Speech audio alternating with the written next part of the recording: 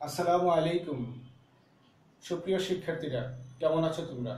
Dhaka online স্কুলে তোমাদেরকে স্বাগত।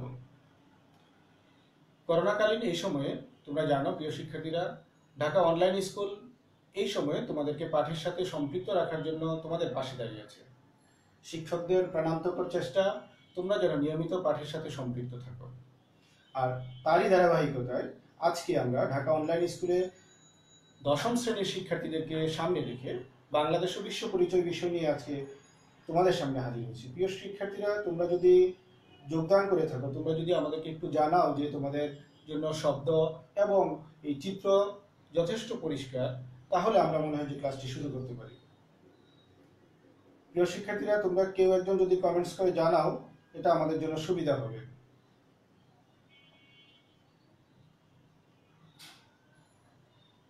প্রিয় শিক্ষার্থীরা, তোমরা কি কেউ যোগদান করেছো?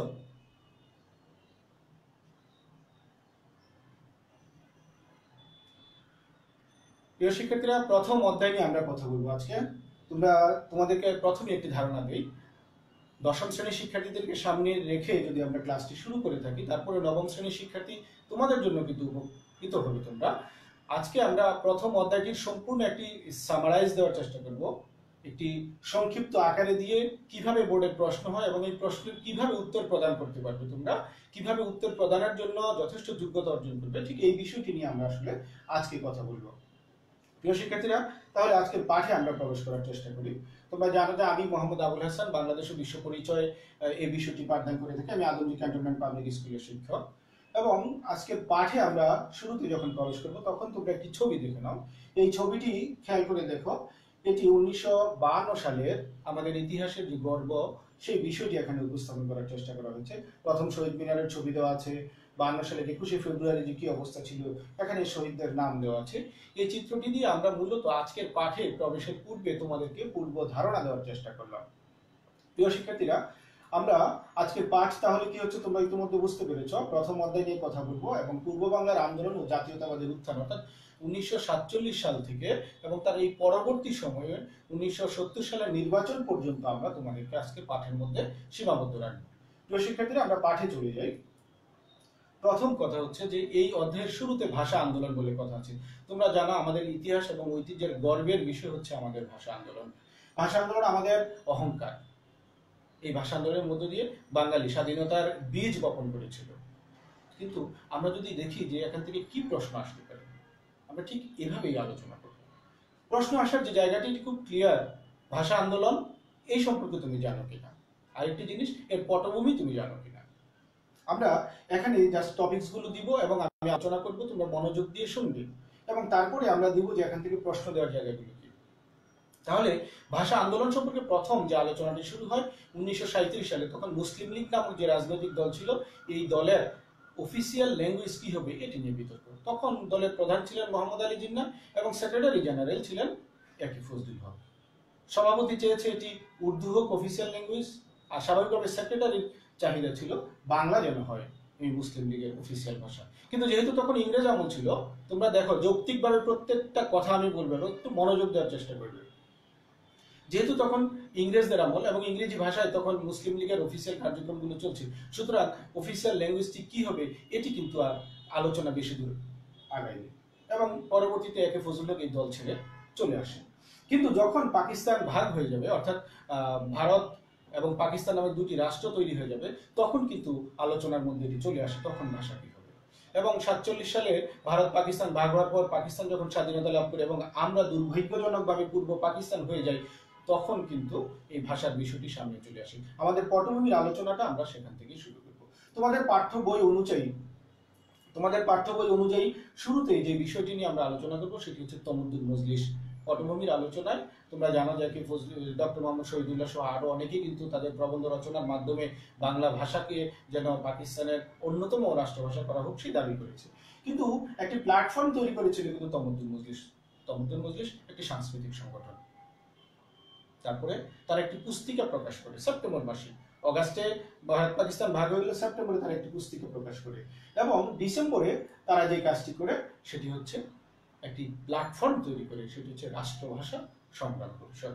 এই রাষ্ট্রভাষা সংগ্রাম পরিষদই ছিল একটি ভাষা আন্দোলনের জন্য একটি রাজনৈতিক প্ল্যাটফর্ম তৈরি করে দেওয়া, মানুষকে সচেতন করা। যে পুস্তিকাটি প্রকাশ করেছিল তমদ্দুন মজলিস, সেই পুস্তিকার মাধ্যমে তারা মানুষকে সচেতন করেছিল পাকিস্তানের রাষ্ট্রভাষা কোন কোন যুক্তিতে বাংলা হওয়া উচিত। তোমরা জানো 56 ভাগ জনগোষ্ঠী ছিল পূর্ব পাকিস্তানে।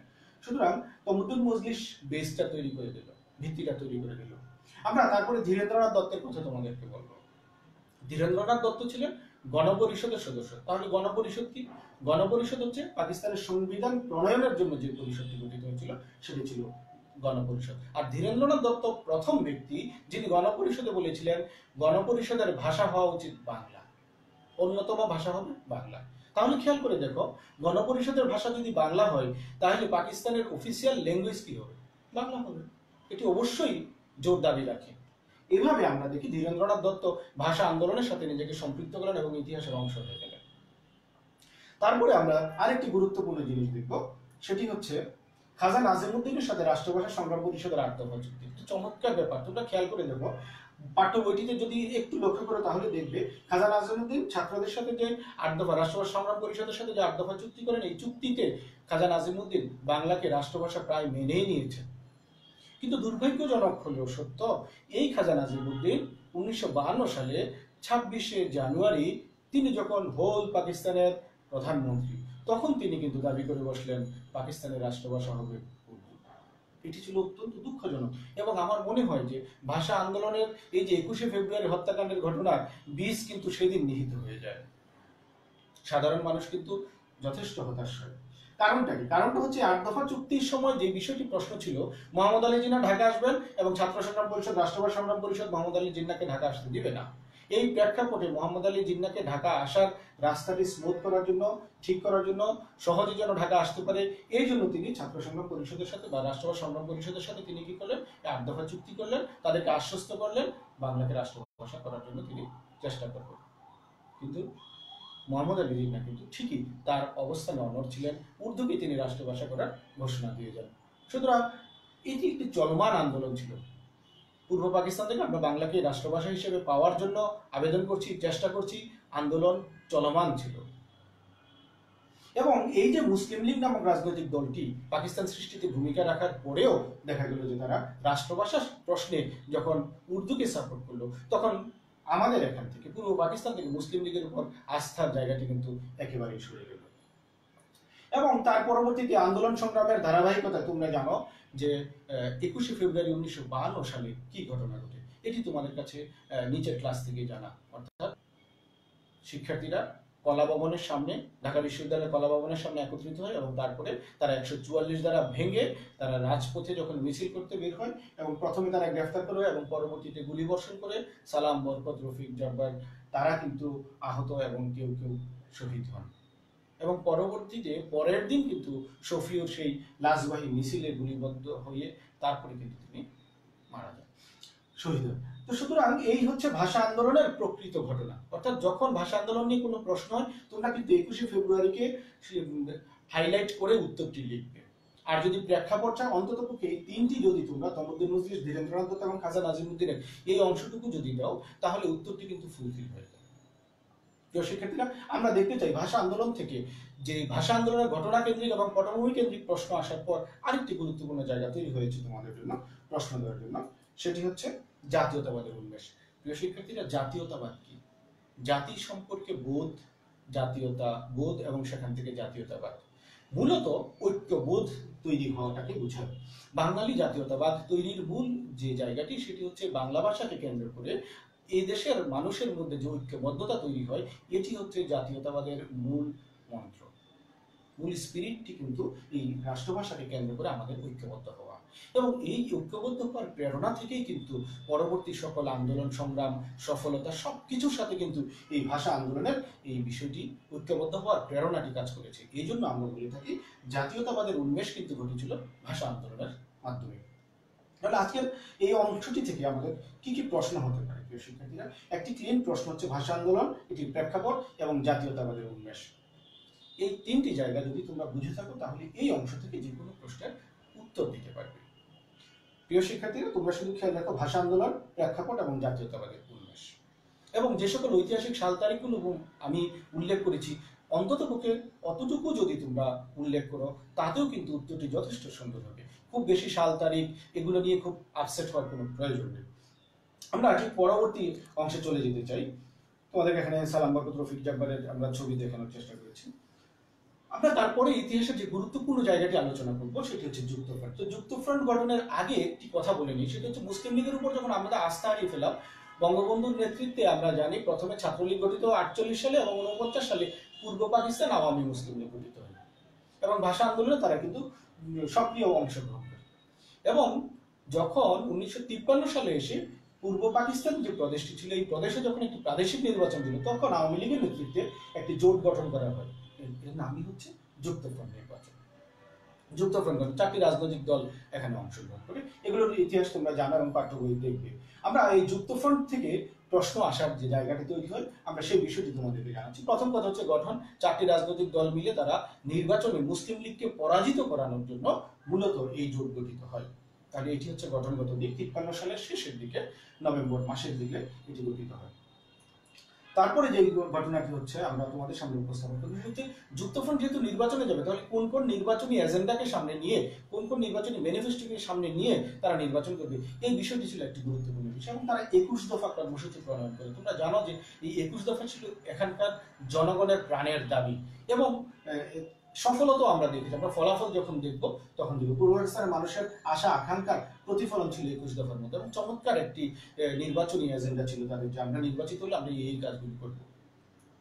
এবং তারপরে নির্বাচন হয়ে যায় এবং এই নির্বাচনের ফলাফল ছিল অত্যন্ত তাৎপর্যময়। তোমরা জানো যে এখানে 238টি আসনের মধ্যে 223টি আসন যুক্তফ্রন্ট লাভ করে, মুসলিম লীগ মাত্র 9টি আসন পায়। এটি ছিল মানে ইতিহাসের চরম একটি ব্যাপার, যে মুসলিম লীগের হাত ধরে 47 সালে পাকিস্তান ভাগ হলো, আর তার কয়েক বছরের মধ্যে নির্বাচনে পূর্ব পাকিস্তানের জনগণ মুসলিম লীগকে ছুঁড়ে ফেলে দিল এবং সেই জায়গাটি, জনপ্রিয়তার জায়গাটিতে আওয়ামী লীগ চলে আসলো। সুতরাং আমরা বলবো যে এই নির্বাচনের সবচেয়ে তাৎপর্যপূর্ণ জিনিস যেটি, সেটি হচ্ছে জনগণের আশা আকাঙ্ক্ষাকে যে মানুষকে সমর্থন দিতে হয় এবং এটিকে বলা হয়েছে যে ব্যালট বিপ্লবের মাধ্যমে মূলত তখন সরকার গঠিত হয়। এবং এই সরকারের প্রধান, তোমরা জানো, একে ফজলুল হককে প্রধানমন্ত্রী করে মন্ত্রী পরিষদ গঠিত হয় এবং দুর্ভাগ্যজনক হলেও সত্য 56 দিনের মাথায় আদমজি জুট মিল এবং কর্ণফুলী পেপার মিলে বাঙালি এবং অবাঙালি দাঙ্গার ইস্যুকে সামনে এনে একে ফজলুল হকের মন্ত্রিসভা কিন্তু বরখাস্ত করা, ফজলুলকে অন্তরীণ রাখা এবং এই যুক্তফ্রন্ট সরকার কিন্তু ভেঙে যায়। তাহলে আমরা দুইটি জিনিস পেলাম, একটি হচ্ছে জোটবদ্ধ নির্বাচনের ঘটনা, আরেকটি হচ্ছে তাদেরকে পুরো সময়টি তারা শাসন কাজ পরিচালনা করা থেকে তাদেরকে দূরে রাখা। তাহলে প্রিয় শিক্ষার্থীরা, এই দুটি পয়েন্ট থেকে আমরা তোমাদেরকে প্রশ্ন জন্য মুখোমুখি করতে পারি। একটি হচ্ছে সময়, আরেকটি হচ্ছে জোটবদ্ধ নির্বাচন। তোমরা বর্তমান সময়ে যদি কোনো উদ্দীপক দেখো, তাহলে এই উদ্দীপক থেকে খুব সহজে বুঝতে পারবে, যদি কোনো জোটবদ্ধ নির্বাচনের বিষয় থাকে তাহলে তোমরা সহজেই বুঝতে পারবে যে এটি যুক্তফ্রন্ট নির্বাচনকে, আমাদের ইতিহাসের যুক্তফ্রন্টকে নির্দেশ করে। আরেকটি বিষয় হচ্ছে, যদি কখনো দেখো কোনো নির্বাচিত সরকার তার পুরো সময়টি শাসন কাজ পরিচালনা করতে না দিয়ে তাদেরকে আগে যদি বরখাস্ত করে ফেলা হয়, তাহলে দেখা যায় যে এটি যুক্তফ্রন্ট সরকারের সাথে মিলে যাবে। তাহলে এই যুক্তফ্রন্ট সরকারে আমরা প্রধানমন্ত্রী মোহাম্মদ আলী জিন্নাহর ছবিটি তোমাদের সামনে দিয়েছি, সরি, একে ফজলুল হকের ছবিটি তোমাদের সামনে দিয়েছি, যে এটি হচ্ছে যুক্তফ্রন্ট সরকারের প্রধানমন্ত্রীর ছবি ছিল। প্রিয় শিক্ষার্থীরা, তাহলে যুক্তফ্রন্ট থেকে তুমি প্রশ্ন পাচ্ছ সময় এবং জোটবদ্ধ নির্বাচন, এই দুটি পয়েন্ট যদি তুমি মাথায় রাখো তাহলে এখান থেকে তুমি প্রশ্নের উত্তর দিতে পারছো। আমরা উভয় পাকিস্তানের বৈষম্য কেন্দ্রিক কতগুলি কথা বলবো। তাহলে খেয়াল করে দেখো কোন কোন ক্ষেত্রে বৈষম্য। তোমরা জানো যে পশ্চিম পাকিস্তান শাসন শোষণ নীতির কারণে কিন্তু আমরা প্রতিনিয়ত পিছিয়ে পড়েছি। তখনকার সময় আমরা বেশ কয়েকটি ক্ষেত্রে তাদের সাথে যে আমাদের বৈষম্য ছিল সেটি দেখানোর চেষ্টা করি। অর্থনৈতিক বৈষম্য, তোমরা জানো যে এখানে বাজেট থেকে শুরু করে যে অর্থ বরাদ্দ ছিল তার বেশিরভাগ অংশটি ছিল পশ্চিম পাকিস্তানে, অথচ জনগোষ্ঠীর সবচেয়ে বেশিরভাগ অংশ ছিল পূর্ব পাকিস্তানে। এটি একটি গুরুত্বপূর্ণ বিষয়। তারপরে তোমরা যে বিষয়টি দেখবে প্রশাসনিক, অর্থাৎ চাকরি বাকরির ক্ষেত্রে কোথায় কোথায় কত পার্সেন্ট লোক পশ্চিম পাকিস্তানের লোকজন নিয়োগ পাচ্ছে, পূর্ব পাকিস্তানের লোকজন নিয়োগ পাচ্ছে। আমরা দেখলাম যে বেশিরভাগ ক্ষেত্রে পশ্চিম পাকিস্তানের লোকজন নিয়োগ পাচ্ছে এবং এর একটি চার্ট তোমাদের বইতে দেওয়া আছে। প্রতিরক্ষা ক্ষেত্রে তোমরা জানো যে বিশাল বৈষম্য ছিল, পূর্ব পাকিস্তানের লোকদেরকে অবহেলা করা হতো, সেনাবাহিনী, বিমান বাহিনী, নৌবাহিনী এগুলোতে আমাদের অংশগ্রহণ ছিল খুবই কম। এবং শিক্ষাক্ষেত্রে বৈষম্য, শিক্ষার বরাদ্দ এবং শিক্ষার প্রসারের জন্য কিন্তু অনেক ধরনের কৌশল তারা অবলম্বন করেছিল। তোমরা জানো শুরুতে রাষ্ট্রভাষার উপর আঘাত হেনে কিন্তু এই কাজটি করা হয়েছিল। সামাজিক ক্ষেত্রে তাদের সাথে আমাদের বৈষম্য ছিল। দুটি প্রশ্ন আসতে পারে এখান থেকে। একটি হচ্ছে কোন ধরনের সম্পর্ক, অর্থাৎ উভয় পাকিস্তানের কোন ধরনের সম্পর্ক। তাহলে উত্তরটি কিন্তু খুব ক্লিয়ার, বৈষম্যমূলক সম্পর্ক। তারপর এই বৈষম্যমূলক সম্পর্কের এই জায়গাগুলো নিয়ে তোমরা সংক্ষিপ্ত বিবরণ দিবে, এটি একটি প্রশ্ন হতে পারে। আরেকটি প্রশ্ন হতে পারে কোন ধরনের বৈষম্য, অর্থাৎ এটি কি অর্থনৈতিক বৈষম্য, না প্রশাসনিক বৈষম্য, না প্রতিরক্ষামূলক বৈষম্য, এই জায়গাটিকে ফাইন্ড আউট করে প্রশ্ন দিতে পারে। সপ্তম শ্রেণীর একটি বইতে তোমরা কিন্তু একটি চিত্র দেখেছো, অর্থাৎ উপমহাদেশের ছবির মধ্যে বাংলাদেশ থেকে একটি গরু ঘাস খাচ্ছে এবং পাকিস্তানের দুধ দিচ্ছে। ঠিক এইরকম একটি চিত্র থেকে কিন্তু কোন ধরনের সম্পর্ককে বোঝা যায়, আমরা বলতে পারি বৈষম্যমূলক সম্পর্ককে বোঝা যায়। ঠিক একইভাবে কোন ধরনের সম্পর্ককে বোঝা বৈষম্যমূলক সম্পর্ক, বা কোন ধরনের বৈষম্য, তাহলে সেটি অর্থনৈতিক বৈষম্য। অর্থাৎ এই দুটি দিক থেকে কিন্তু এই প্রশ্নটি হতে পারে। তোমাকে মনে রাখতে হবে প্রশ্নটি আসলে কোন দিক থেকে করেছে, এটি কি সম্পর্ক কেন্দ্রিক, না এটি কোন ধরনের বৈষম্য কেন্দ্রিক। উত্তর লেখার ক্ষেত্রে পাঠ্য বইতে যে সকল তথ্যগুলি দেওয়া আছে অন্ততপক্ষে 1-2টি তথ্য ব্যবহার করে উত্তরটি দেওয়ার চেষ্টা করবে। এবং এক্ষেত্রে আমি বলবো সবচেয়ে বেশি, সবচেয়ে কম এবং এক্সেপশনাল বা ব্যতিক্রম ধর্মী যদি কোনো তথ্য থাকে, এই 3টি দিক থেকে তোমরা তথ্যগুলিকে মনে রাখার চেষ্টা করবে। ব্যতিক্রমধর্মী তথ্য বলতে আমি বুঝাচ্ছি প্রত্যেকটি যদি ফুল ফিগার 12, 13, 14, একটি যদি থাকে 8.7, তাহলে বুঝতে হবে এই 8.7টি হচ্ছে ব্যতিক্রম। প্রিয় শিক্ষার্থীরা, আমরা বৈষম্যের পর আমরা দেখি যে কোন জায়গাটি নিয়ে তোমাদের প্রশ্ন দিতে পারে। 6 দফা। তোমরা জানো যে আমাদের জাতীয় ইতিহাসে 6 দফা অত্যন্ত গুরুত্বপূর্ণ এবং তাৎপর্যপূর্ণ একটি বিষয়। আমাদের স্বাধীনতার বীজ কিন্তু, অথবা মূল সনদটি কিন্তু আসলে 6 দফা। এই 6 দফায় মূলত কি করা হয়, ইতিহাসকে তুমি মানে লিঙ্ক করে ফেলো। যেহেতু বৈষম্য হচ্ছে, তাহলে বৈষম্য থেকে দূর করার জন্য কি করা যায়, বঙ্গবন্ধু তখন এই 6 দফার মাধ্যমে তিনি এই বৈষম্য থেকে পূর্ব পাকিস্তানের জনগণকে মুক্ত করার জন্য মূলত 6 দফা দেন। এটি হচ্ছে মূল স্পিরিট, মূল চেতনার জায়গাটি কিন্তু সেখানে। তারপরে কি হলো, প্রথম রাজনৈতিক ক্ষেত্রে যেন আমরা কোনো বৈষম্যের শিকার না হই, এই বিষয়টি এখানে দেখানোর চেষ্টা করা হয়েছে। তো রাজনৈতিকভাবে কোন কোন জায়গাগুলোকে খেয়াল করো তোমরা, যে বলছে যে নির্বাচনের মাধ্যমে 40 সালের যে লাহোর প্রস্তাব হল, লাহোর প্রস্তাবে পাকিস্তান কিভাবে ভাগ হবে, সেখানে যে ফর্মুলা দেওয়া ছিল যে নির্বাচিত প্রতিনিধিরা শাসন কাজ পরিচালনা করবেন, শুধু তাই না সেই সঙ্গে তারা যে কাজটি করবেন সেটি হচ্ছে প্রাদেশিক স্বায়ত্তশাসন থাকবে। তাহলে আমরা যদি আমাদের প্রদেশের স্বায়ত্তশাসনকে নিশ্চিত করে ফেলি, তাহলে রাজনৈতিকভাবে পশ্চিম পাকিস্তানের তারা এসে কিন্তু আমাদেরকে আর শাসন শোষণ করতে পারবে না। এটি ছিল একদম ক্লিয়ার যে রাজনৈতিকভাবে আমাদেরকে মুক্ত করার একটি উপায়। এবং দ্বিতীয় যে উপায়টি ছিল সেটি হচ্ছে প্রশাসনিক, অর্থাৎ এক্ষেত্রে প্রতিরক্ষা এবং পররাষ্ট্র এই দুটি বিষয় ছাড়া বঙ্গবন্ধু দাবি করলেন সকল ক্ষেত্রে নিয়োগ থেকে শুরু করে সবকিছু আমাদের পূর্ব পাকিস্তান প্রদেশের সকল কাজ আমরা সম্পাদন করব। এক্ষেত্রে কিন্তু অন্য কারোর, অর্থাৎ কেন্দ্রীয় সরকারের কিন্তু আমরা কোনো হেল্প নেব না। কেন্দ্রীয় সরকার দুটো কাজ করবে, একটা হচ্ছে প্রতিরক্ষা আর একটা হচ্ছে পররাষ্ট্র। তাহলে প্রতিরক্ষা কি, প্রতিরক্ষা হচ্ছে সেনাবাহিনী, বিমান বাহিনী এবং নৌবাহিনী, ডিফেন্স, এই ডিপার্টমেন্টটা শুধু দেখবে। আর অন্য রাষ্ট্রের সাথে আমাদের যে সম্পর্ক হবে পররাষ্ট্র, সেটি দেখবে কেন্দ্রীয় সরকার।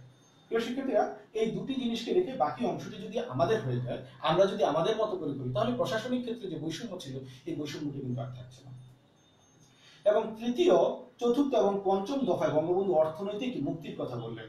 অর্থনৈতিক মুক্তির যে জায়গাটি তোমরা খেয়াল করে দেখো, তৃতীয় দফায় বললেন যে আমাদের দু ধরনের মুদ্রা থাকুক, অথবা একই ধরনের মুদ্রা হলে দুটি স্টেট ব্যাংকের মাধ্যমে আমাদের কি করতে হবে, অর্থাৎ মুদ্রা পাচারটি বন্ধ করতে হবে। এই অংশ থেকে মুদ্রা যেন ওই অংশে না যায়।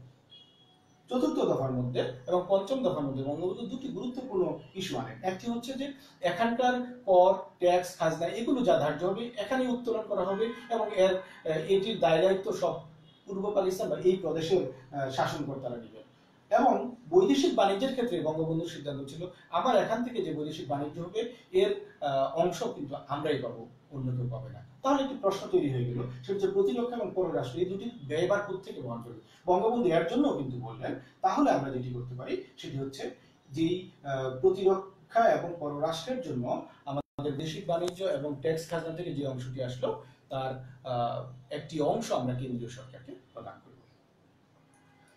তারপরে প্রতিরক্ষার কথা বলছি আমরা, আমি প্রতিরক্ষা শব্দটি লিখেছি এই কারণে তোমাদেরকে একটি ঐতিহাসিক গুরুত্বপূর্ণ ঘটনা মনে করিয়ে দেওয়ার জন্য। তো প্রতিরক্ষা ওখানে দিয়ে দেওয়ার পর বঙ্গবন্ধু আবার এখানে একটি প্যারামিলিশিয়া বাহিনী বা আধা সামরিক বাহিনী কেন ডিমান্ড করলেন, তার কারণটি হচ্ছে এই ঘটনা কিন্তু 1966 সালে, 65 সালে ভারত পাকিস্তান যখন যুদ্ধ হয়, এই যুদ্ধের সময় পাকিস্তান সরকার পূর্ব পাকিস্তানের সকল ক্যান্টনমেন্ট খালি করে পশ্চিম পাকিস্তানে নিয়োজিত করে।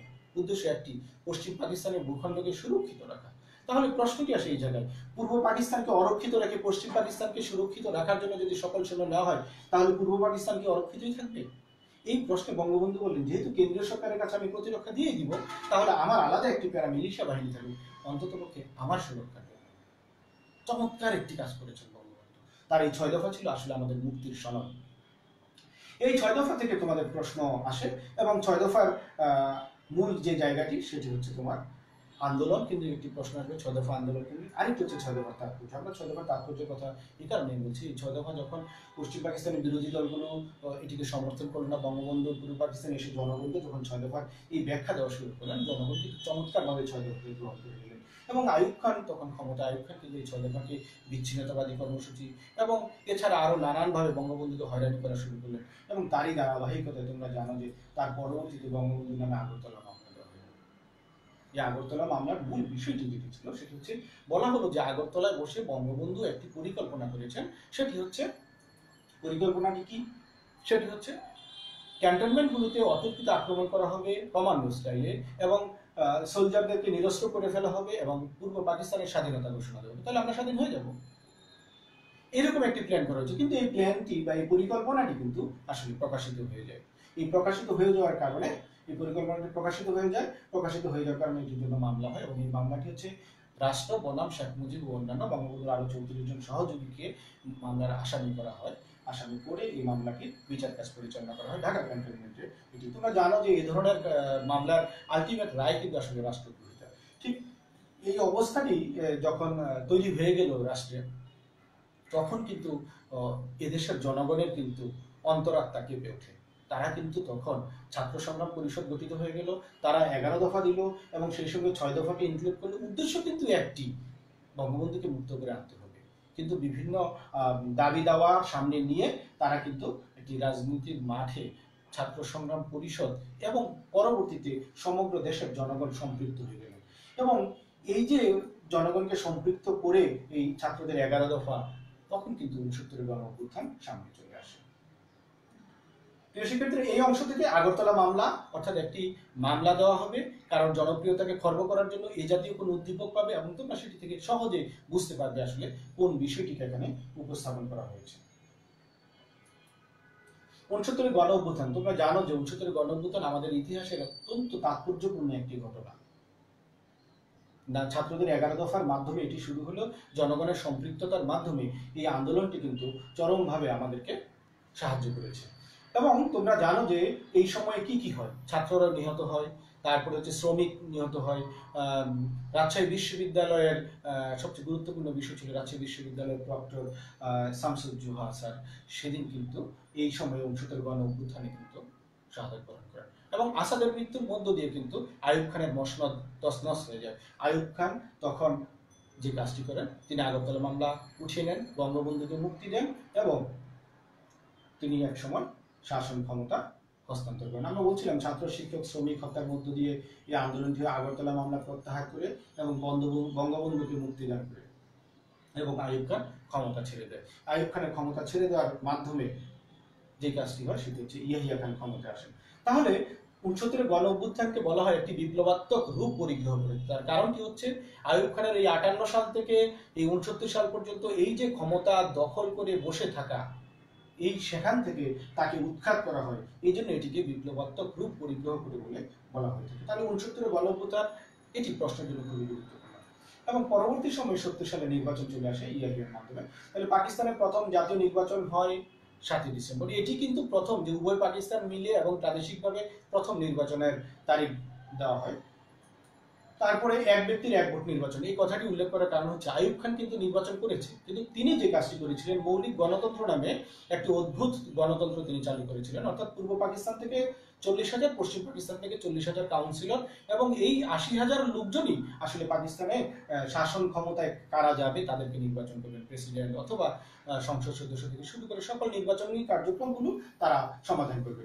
এই যে অদ্ভুত ধরনের একটি গণতন্ত্র ছিল, এটি ছিল মৌলিক গণতন্ত্র নামে। এটি কিন্তু চরমভাবে ধিকৃত হয়েছিল, এবং তাই বঙ্গবন্ধুর চাহিদা অনুযায়ী ইয়াহিয়া খান যখন ক্ষমতা আসলেন, তিনি বললেন যে এক ব্যক্তির এক ভোট দিব, এবং এই জন্য তিনি এই সাধারণ নির্বাচনের ব্যবস্থা করেন। এবং এই নির্বাচনের ফলাফল তোমরা জানো যে 313টি আসন ছিল পূর্ব পাকিস্তানের জন্য, 313টি ছিল উভয় পাকিস্তানের কেন্দ্রীয় পরিষদে এবং 169টি আসন ছিল আমাদের জন্য বরাদ্দ পূর্ব পাকিস্তানে, এবং এই ক্ষেত্রে আওয়ামী লীগ জয়লাভ করে 167টি আসন লাভ করে। এবং প্রাদেশিক পরিষদে আরো তোমরা দেখো জনপ্রিয়তা কেমন অবস্থা ছিল। প্রাদেশিক পরিষদে নারী আসন সহকারে 310টি ছিল এবং 298টি লাভ করে আওয়ামী লীগ। সুতরাং এই নির্বাচন পূর্ব পাকিস্তানের জনগণ তাদের যে আশা আকাঙ্ক্ষা ইচ্ছার প্রতিফলন ঘটিয়েছিল, এটি হচ্ছে এখানে মুখ্য বিষয়। অর্থাৎ তারা পশ্চিম পাকিস্তানের সাথে আর যে থাকতে চাচ্ছে না, এটি কিন্তু খুব ক্লিয়ার স্পষ্টভাবে দেখা যায়। প্রিয় শিক্ষার্থীরা, আজকের পাঠে এই ছিল তোমাদের জন্য মূলত আলোচনার বিষয়, অর্থাৎ ফলাফলের তাৎপর্য, 70 নির্বাচন এবং ফলাফলের তাৎপর্য, এটি প্রশ্ন হিসেবে আসতে পারে। এগুলো ছিল আজকের আলোচনার বিষয়। তাহলে আমরা দেখি যে এই যে আলোচনার পর বোর্ডের প্রশ্ন তোমরা কিভাবে সমাধান করতে পারো। তোমরা খেয়াল করে দেখো যে এখানে আমরা 2020 সালের একটি প্রশ্ন, আমরা রাজশাহী বোর্ডের 20 সালের একটি প্রশ্ন এখানে তোমাদের সামনে উপস্থাপন করেছি। উদ্দীপকটি দেখলেই তুমি বুঝে ফেলবে সহজে যে এখানে আসলে কোন বিষয়টিকে উপস্থাপন করেছে। পাকিস্তান আমলে পূর্ব বাংলার নির্বাচন নিয়ে একটি নিবন্ধে জনাব কালাম বলেন 50-এর দশকে এক নির্বাচন অনুষ্ঠিত, উক্ত নির্বাচনে 4টি দল সম্মিলিতভাবে অংশগ্রহণ করে। তোমরা দেখো আজকের আলোচনায় কিন্তু আমাদের ছিল কোন বিষয়টি, যুক্ত ফ্রন্ট নির্বাচনের কথা বলা হচ্ছে। তাহলে দেখো দৃশ্যকল্প 1-এর সাথে পাকিস্তান আমলের পূর্ব বাংলার কোন নির্বাচনের সাদৃশ্য রয়েছে, তাহলে যুক্ত ফ্রন্ট নির্বাচনের সাদৃশ্য রয়েছে, তো তুমি পেয়ে গেলে, আজকে আলোচনা ছিল। আবার বাংলাদেশের অভ্যুদয় শীর্ষক বক্তৃতায় মামুন বলেন এক ব্যক্তির এক ভোটের ভিত্তিতে একটি নির্বাচন অনুষ্ঠিত হয়, এই নির্বাচনে পূর্ব বাংলার প্রধান রাজনৈতিক দল বিপুল বিজয় অর্জন করে। আমি কিন্তু মাত্র বললাম। তাহলে দৃশ্যকল্প 2-এর উল্লিখিত ঘটনাটি ছিল বাংলাদেশের অভ্যুদয়ের সবচেয়ে গুরুত্বপূর্ণ উপাদান, যেটি আমি বলেছি 70 নির্বাচনের তাৎপর্যের যে ব্যাপারটি, অর্থাৎ পূর্ব পাকিস্তানের জনগণের যে আশা আকাঙ্ক্ষার প্রতিফলন, তারা যে আর পশ্চিম পাকিস্তানের সাথে থাকতে চাচ্ছে না, এই বিষয়টি এখানে আসলে ক্লিয়ার ছিল। এবং আরেকটি প্রশ্ন আমি তোমাদের সামনে উপস্থাপন করছি। তোমরা দেখো এখানে আরেকটি প্রশ্ন দেখো, একটি ছকের মাধ্যমে দেওয়ার চেষ্টা করা হচ্ছে যে কতিপয় ছাত্র পুলিশের গুলিতে শহীদ হয় এবং নিজেদের মতো করে কথা বলার অধিকার লাভ করে। তাহলে এটি ভাষা আন্দোলনের কথা বলা হয়েছে প্রিয় শিক্ষার্থীরা। এবং 69 থেকে 71-এর মধ্যবর্তী সময় নির্বাচন, তাহলে 69 থেকে 71-এর মধ্যবর্তী নির্বাচন মানে 70 সালের নির্বাচন। খুব সহজ, অধিকার আদায়ের যুদ্ধ এবং মুক্তিযুদ্ধের কথার দিকে তারা ইঙ্গিত করেছে। বলছে যে এক্স কোন আন্দোলনকে ইঙ্গিত করে, এটা ভাষা আন্দোলনকে ইঙ্গিত করে, এটি খুব সহজ। এবং এক্স এর নির্দেশিত ঘটনার ফলাফল ওয়াই এর ঘটনার মধ্যে নিহিত, উত্তর সপক্ষে যুক্তিত। তাহলে এক্স এর ঘটনার মধ্যে আমরা কোন জিনিসটি পেয়েছিলাম, জাতীয়তাবাদের উন্মেষ, তোমাদের মনে থাকার কথা। আর এই জাতীয়তাবাদের উন্মেষে আমাদের এই অধিকার আদায়ের যুদ্ধ, অর্থাৎ মুক্তিযুদ্ধের মাধ্যমে যে আমরা বিজয় লাভ করি, সেই প্রেক্ষাপটটিকে তোমরা সেখানে উপস্থাপন করবে। প্রিয় শিক্ষার্থীরা, মনোযোগ দিয়ে যদি তোমরা এভাবে এই মূল আলোচনার জায়গাগুলো যদি একটু ফলো করো, তাহলে বোর্ডের কোনো প্রশ্নে উত্তর দিতে তোমাদের সমস্যা হবে না। আমি প্রয়োগ এবং উচ্চতর দক্ষতার কথা বললাম, বাকি থাকলে হচ্ছে জ্ঞান এবং অনুধাবন। তোমরা এ পর্যন্ত বোর্ডে আসা জ্ঞান এবং অনুধাবনের প্রশ্নগুলোকে সংগ্রহ করো এবং এগুলো বারবার পড়ার চেষ্টা করো। আমার ধারণা প্রয়োগ উচ্চতর দক্ষতার এই প্রশ্নগুলোর সাথে সম্পৃক্ত রেখে আসলে প এবং ক্ষয়ের বিভিন্ন ধরনের প্রশ্ন তৈরি হয়ে যায়। প্রিয় শিক্ষার্থীরা, ঢাকা অনলাইন স্কুলে তোমাদের জন্য যে ব্যবস্থা করেছেন, তোমরা দ্রুত তোমাদের বন্ধুদের কাছে এই ক্লাসগুলোর তাৎপর্য ছড়িয়ে দিবে এবং তোমরা যত বেশি শেয়ার করবে, তোমাদের বন্ধুরা সেই ক্লাসগুলো পেয়ে যাবে এবং তারা বেশি উপকৃত হবে। তোমাদের জন্য নিরন্তর শুভকামনা। তোমরা ভালো থাকবে।